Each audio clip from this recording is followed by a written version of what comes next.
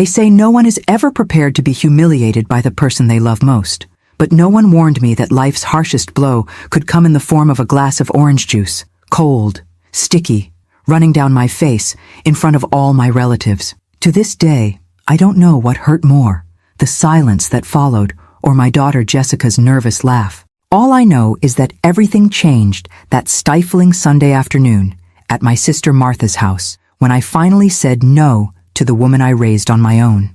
My name is Donna Parker. I'm 68 years old, and I never imagined I'd live to become a walking ATM for my only daughter. Not for lack of effort or love. Jessica lost her father early. Pancreatic cancer, a brutal diagnosis. She was only 6. She grew up seeing a tired mother who taught children the alphabet by day and at night sewed for extra money, sold sweets around the neighborhood, and still found time to read bedtime stories. Also, my daughter would never feel her father's absence as a sentence. Maybe that's why I always gave in too much. Jessica grew up beautiful, full of wants, ambitious. I wanted her to shine, but it was my fault I never taught her the value of earning things for herself. By 17, she was using my credit card as if it were hers, because all the other girls had one.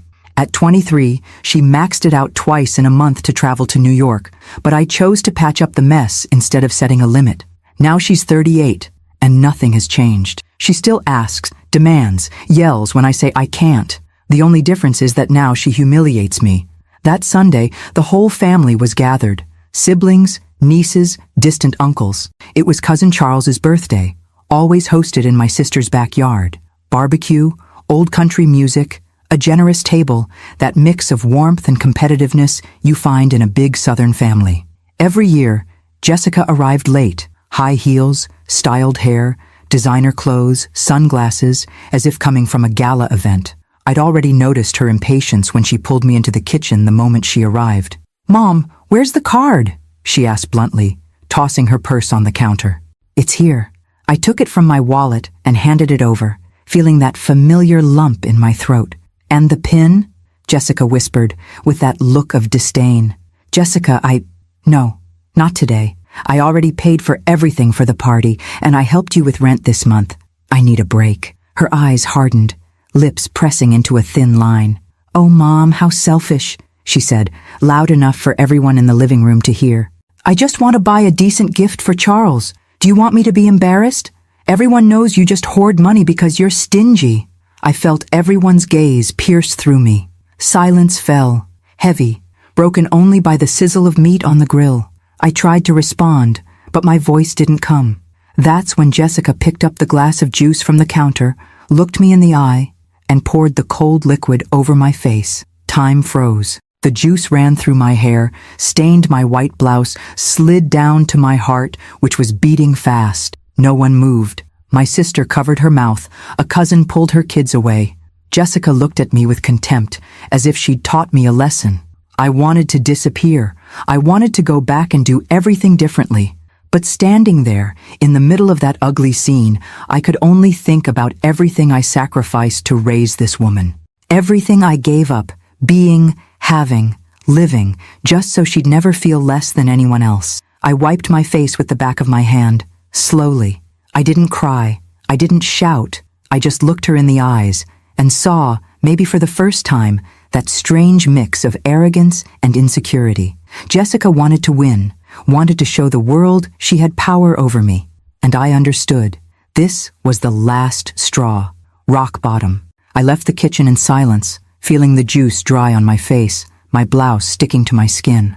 I walked down the hallway with my head held high, but inside I was hollow. In the bathroom, I looked at myself in the mirror, hair stuck to my forehead, skin red, the sour smell of orange juice, and then, unexpectedly, I caught myself with a crooked smile. Because after a lifetime of being stepped on, humiliated in silence, I knew, never again. No one would ever make me feel that small again. When I returned to the living room, everyone pretended nothing had happened. Jessica was already chatting with the cousins, as if nothing was wrong. I sat on the porch in silence, watching the world move on. My sister came over with a napkin. "Donna, if you want, stay at my place tonight. You don't deserve this." I nodded, grateful. That day, I realized, sometimes you need to be humiliated to wake up. And in that exact moment, a new chapter in my life was about to begin. If you've ever been through something similar, or know someone who needs to hear this story, share it, comment below. And if you want to hear even more powerful stories, ad-free, join the VIP group through the link in the pinned comment. Little did I know just how much that day of shame would turn into pride. The citrus scent of juice still lingered in the air, reminding me of the bitter taste of everything I had silently endured. I slept poorly, hearing the echoes of laughter and the scandal my daughter caused in front of everyone. I felt an old shame, but also something new, a slow-burning indignation, like embers under ashes. I went home early, hands trembling, heart tight. I entered quietly and found her sprawled on the couch, still in her robe, her phone glowing in the dark. "What now?" Jessica asked, eyes glued to her screen. "Here to get your card back, is that it?" I stopped in the hallway, trying to find the strength to answer without crying. "I'm just here to get a few things, and your purse doesn't have the card anymore." She let out a dry laugh. "Congratulations. Gonna leave me broke? What do you think I am, a child? You think you can just turn your back on me after everything I've done for you?" That phrase stung. How many times over the years had I heard that everything I achieved was owed to her?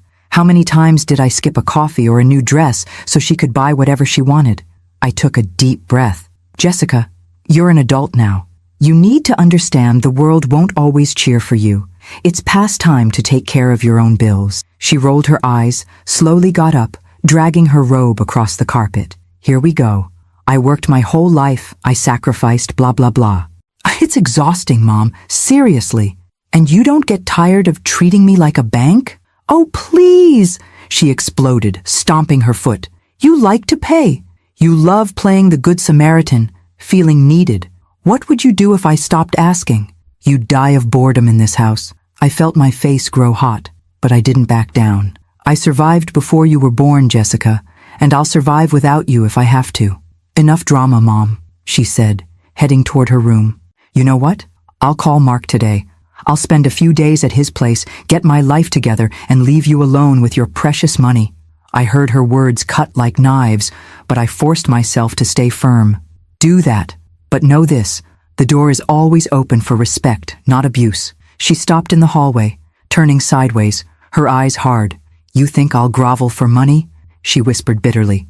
"I can get what I need without your help, Mrs. Donna." We stood there in silence, tension filling every inch. She went into her room and slammed the door, the sound echoing through the house. I sat alone in the living room, hands cold, chest aching.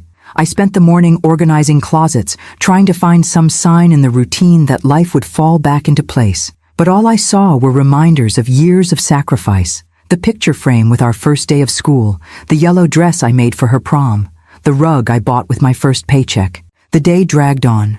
Jessica didn't leave her room. From time to time, I heard her laughing loudly on the phone, talking about parties and trips, like everything was a competition to see who had more, who spent more. I got a message from Martha, my sister. "Donna, you were strong, don't give in. She'll learn eventually." I replied simply, "I need to be strong for myself." Late in the afternoon, I heard the door open. Jessica came out quickly, suitcase in hand, hair messy, her expression hard. "I'm leaving. Don't wait up. If you need to talk, you know where to find me." She hesitated for a second, but kept moving. I closed the door, took a deep breath, and felt a mix of relief and guilt. I went to the hallway mirror, looked at my own face, tired, yes, but alive. And I promised myself, I will never again accept being mistreated, not even by those I love. If you've ever been through something like this, comment below. And subscribe to the channel. The next part of this story will show you what no one expects from a mother. That night, I wrote in my journal, "Dignity has no price, and today I bought mine back." The silence that night weighed on me like never before. It was as if every object in the house, the worn living room rug, the old wall clock, the chipped cup on the sideboard, had heard everything. For the first time in many years, I felt an emptiness so deep it hurt to breathe. Jessica's absence was loud. I wandered from room to room, remembering little things, her childhood laughter squeezing lemons in the kitchen, the scoldings that became jokes after dinner, the sound of her heels echoing down the hall as she rushed out to parties. All of it felt distant now, as if my own story belonged to someone else. At breakfast, I found myself sitting alone at the table. Stale bread, coffee gone cold. The news in the background spoke of inflation, crisis, words that once worried me, but now only made the echo of abandonment louder. My cell phone vibrated. Foolish hope. It wasn't a message from my daughter, but from the bank. Another charge on her card, even though she wasn't home. I looked at my balance, saw the damage, closed my eyes, and held back tears. I thought about years of hard work, double shifts cleaning offices, afternoons sewing for neighbors to pay Jessica's school, birthdays I spent alone just to afford her expensive gifts. I always believed love justified any sacrifice. That morning, I started to doubt. The phone rang again. It was Martha, my sister, always tuned to the slightest sadness in my voice. "Donna, did you sleep?" "Barely," I admit. "Don't go back on your decision, okay? Just because she's your daughter doesn't mean she can use you. You're not alone." "It hurts, Martha. I won't lie. I feel like I failed. Her father wouldn't have let this happen. You did more than any mother would, Donna. Now, let her grow up." I hung up, chest tight. I went for a walk around the block just to breathe. On the corner, I ran into Mrs. Ruth, my longtime neighbor. "Everything all right, Donna? I haven't seen Jessica lately." "She's figuring her life out, Ruth. Growing up." She smiled sadly. "We only learn to grow when we miss the hand that used to hold ours. Remember that." I went back home deep in thought. I sat on the sofa, picked up my journal, and wrote, with shaky handwriting. "Today, silence screams louder than yesterday's juice, but maybe it's in this silence that I'll finally hear myself again." Late in the afternoon, when I least expected it, I got a call from the cleaning office where I sometimes pick up extra work. "Donna, there's a shift tomorrow. Can you take it?" "Of course, thank you." I answered without hesitation. I still needed the work, but this time I felt proud to chase what was mine. Not for Jessica, but for myself. At night, my phone finally buzzed with a message from my daughter. "Can you loan me money for college? Mark can't help right now." I looked at the screen. I didn't answer. I turned off the lights and decided, tonight, I am my own priority. If you believe that a mother's love doesn't mean accepting everything in silence, leave a comment. That night, the silence in my house finally brought peace. Not the peace I wanted, but the one I needed. The weeks that followed were a bitter lesson in absence. Jessica disappeared. Not a single call. Not even a message asking if I was okay. What did arrive were bills. Her purchases kept showing up on my card, even after the juice, even after everything. It was as if my daughter had put my dignity on autopilot. On the second Saturday of that emptiness, I woke up early, feeling my chest tight and the house colder than ever. Weak sunlight filtered through the window. I made strong coffee, put on my apron, and went to clean Dr. Regina's apartment, my oldest client. When I finished, I sat down for a glass of water, and she, noticing my exhaustion, asked, "Are you all right, Donna? You look worn out." "Just a bit tired, doctor. Sometimes life gets heavy." She smiled kindly and offered me a slice of lemon cake. "You're one of the strongest women I know. Don't let anyone convince you otherwise, all right?" I went home with that phrase echoing in my mind. I opened the closet, took out old photos, and leafed through memories of Jessica's childhood. Gappy smiles, her first backpack, her 6th birthday with chocolate cake and friends. I felt a mix of longing and indignation. Where did I go wrong? Why did she grow up thinking love was the same as easy money? The intercom rang. It startled me. It was Jessica at the gate. She had no suitcase, no apologetic look. She got straight to the point. "I need money, Mom. Mark left me. I can't even pay the rent. Are you just going to let me end up on the street?" Her tone was demanding, not asking. My heart hurt, but my voice came out firm. "Jessica, I have never turned my back on you. But that's enough. No amount of money will fix this emptiness you feel." "So that's it?" she screamed, right there in the street. "Either you help me, or I'll never speak to you again." Some neighbors looked over, surprised. I wanted to hug her, to say everything would be all right. But her words were too sharp. "You don't talk to me anymore, Jessica. You only come to me when you need money. I'm a mother, not an ATM." She turned red, eyes filling with tears. Not of pain, but of anger. "You always play the victim, Mom. You owe me. I only have you." I swallowed my tears. "I gave you everything. Education, a roof, love, food. What I didn't give you was the right to disrespect me." Jessica turned away and walked off quickly, slamming the gate. I stood there, knees weak, listening to the echo of her footsteps fade down the street. That night, I sat on the porch and listened to the distant sound of cars, the smell of fresh bread from the neighborhood bakery. I cried quietly, but it was a different kind of crying. It wasn't just sadness, it was freedom. Deep in that night, for the first time, I began to imagine who I could be if I stopped carrying the weight of the world on my own. It's never easy to say no to your own child, especially when everything life taught you was to survive and protect the ones you love. The next morning, I woke up like someone who survived a storm, tired, but clean. I took a long shower, made a point of preparing my coffee slowly, changed clothes, and went to work with my head held high. On my way to work, my thoughts kept circling back to the scene from the night before. I kept repeating to myself, I am not guilty. I'm not a bad mother for wanting peace. My phone rang. It was the bank manager. Mrs. Donna, good morning. I need to confirm a suspicious withdrawal attempt on your card. My heart skipped a beat. I didn't authorize anything, ma'am. Don't worry. I've temporarily blocked your PIN. I recommend you come in and change everything. After my shift, I went to the bank, feeling a sting of humiliation, but also a sense of relief. No more letting Jessica take advantage of my goodwill. I canceled cards, changed passwords, talked to the manager.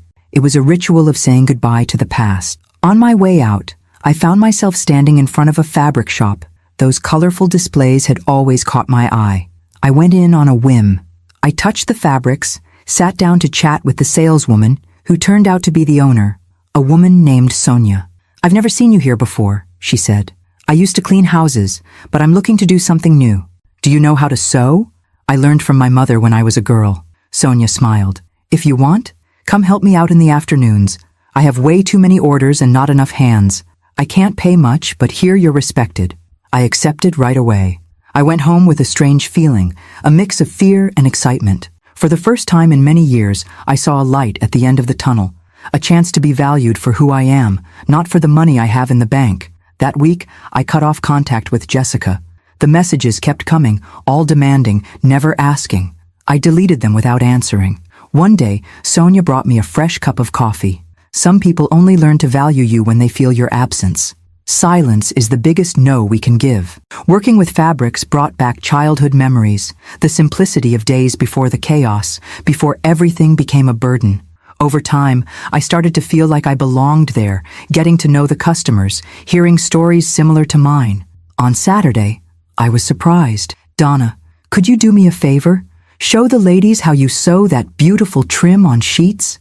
When I finished, I heard sincere applause. I felt such a powerful emotion, so different from the emptiness of the past few weeks, that I cried right there, not from sadness, but from joy. It was as if my soul, suffocated for so long, finally had room to breathe.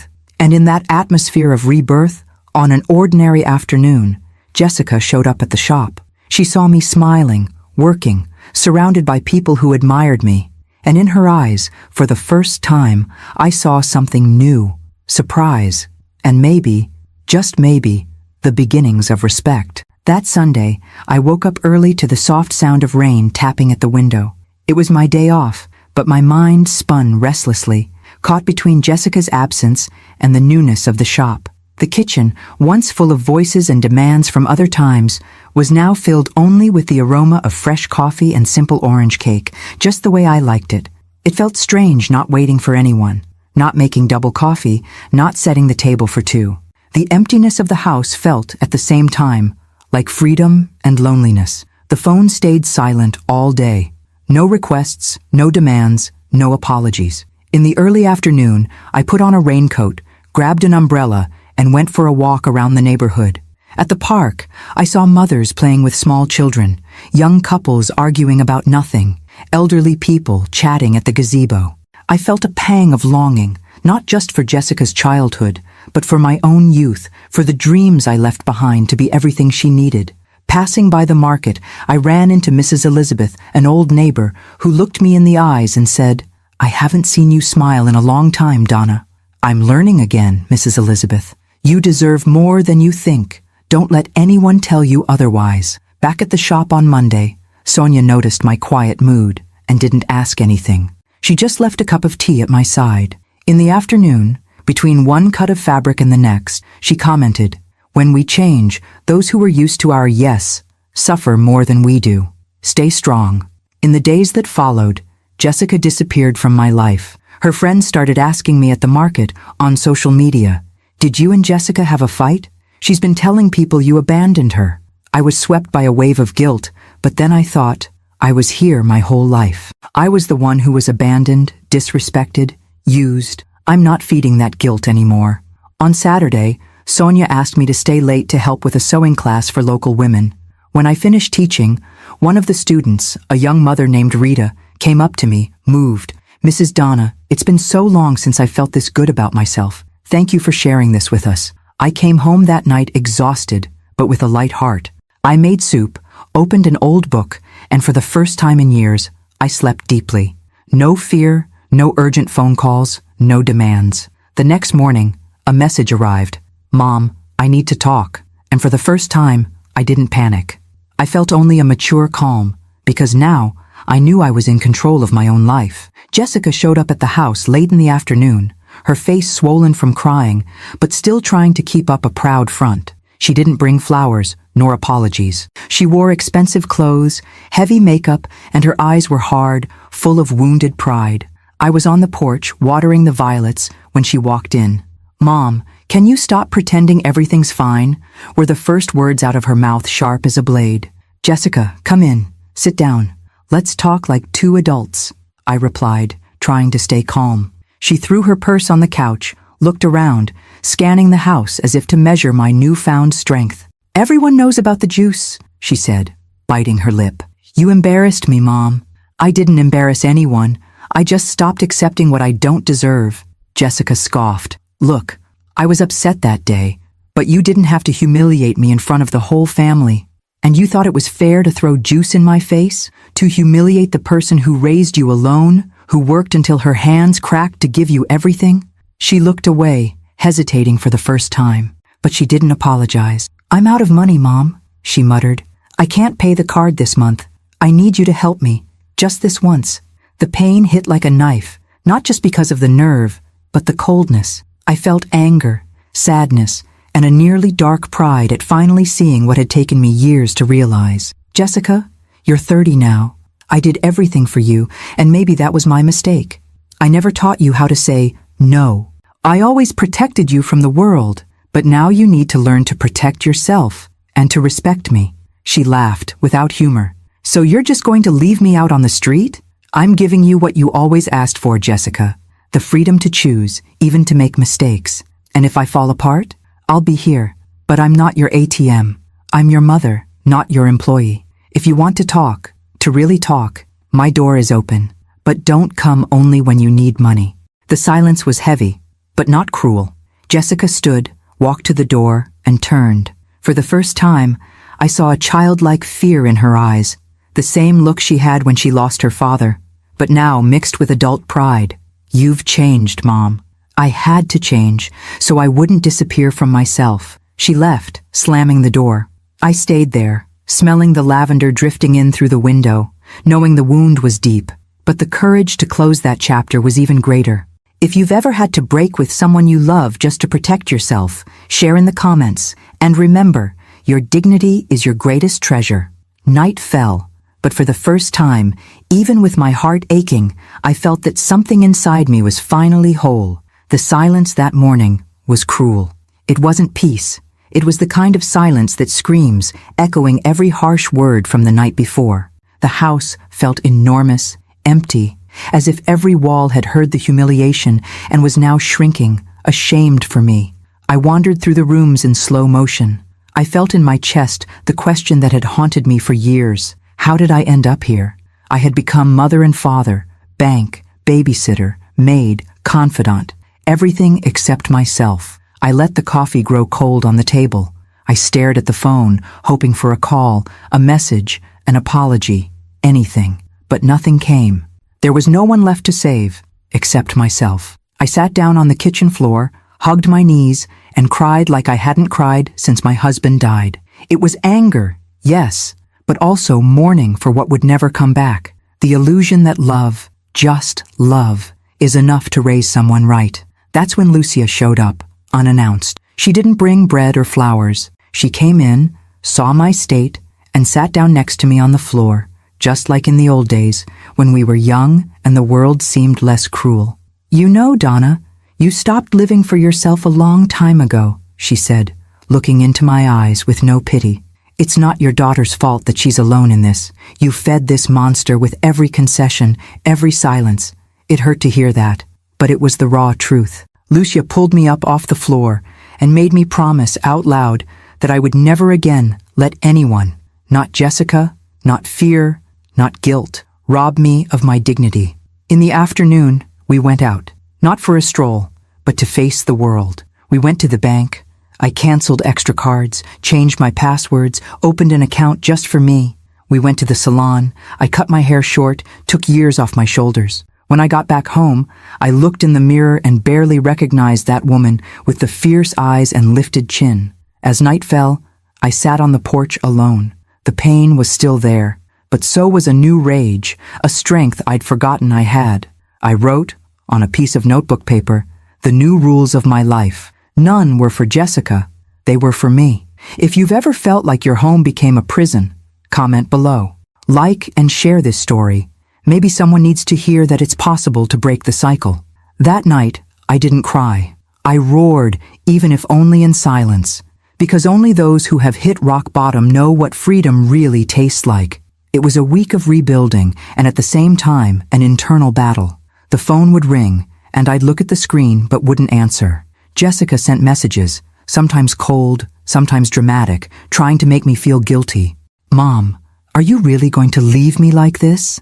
Or, "I just needed some time to figure things out. You know how I am." But this time, every phrase bounced right back. I was no longer that woman who blamed herself for everything. I went to the farmer's market alone for the first time in years, not rushing to buy the treats Jessica always wanted. I walked through the flower section, saw a pot of orchids, and thought of bringing it home. Not to impress anyone, just because I wanted to.